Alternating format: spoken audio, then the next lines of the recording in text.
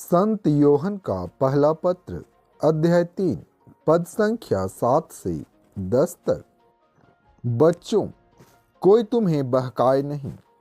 जो धर्माचरण करता है वह उनकी तरह निष्पाप है। जो पाप करता है वह शैतान की संतान है, क्योंकि शैतान प्रारंभ से पाप करता आया है। ईश्वर का पुत्र इसलिए प्रकट हुआ कि वह शैतान के कार्य समाप्त कर दे। जो ईश्वर की संतान है वह पाप नहीं करता, क्योंकि ईश्वर का जीवन तत्व उसमें क्रियाशील है। वह पाप नहीं कर सकता, क्योंकि वह ईश्वर से उत्पन्न हुआ है। ईश्वर की संतान और शैतान की संतान की पहचान यह है, जो धर्माचरण नहीं करता वह ईश्वर की संतान नहीं है, और वह भी नहीं जो अपने भाई को प्यार नहीं करता।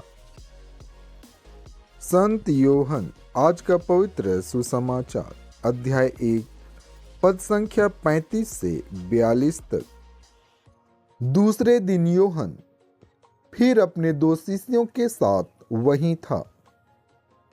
उसने ईसा को गुजरते देखा और कहा, देखो, ईश्वर का मेमना। दोनों शिष्य उसकी यह बात सुनकर ईसा के पीछे हो लिए। ईसा ने मुड़कर उन्हें अपने पीछे आते देखा और कहा, क्या चाहते हो? उन्होंने उत्तर दिया, रब्बी अर्थात गुरुवर, आप कहाँ रहते हैं? ईसा ने उनसे कहा, आओ और देखो। उन्होंने जाकर देखा कि वे कहाँ रहते हैं, और उस दिन वे उनके साथ रहे। उस समय शाम के लगभग 4 बजे थे। जो योहन की बात सुनकर ईसा के पीछे हो लिए थे, उन दोनों में एक सिमोन पेतरुस का भाई अंद्रयास था। उसने प्रातः अपने भाई सिमोन से मिलकर कहा, हमें मसीह अर्थात ख्रिस्त मिल गए हैं, और वह उसे ईसा के पास ले गया।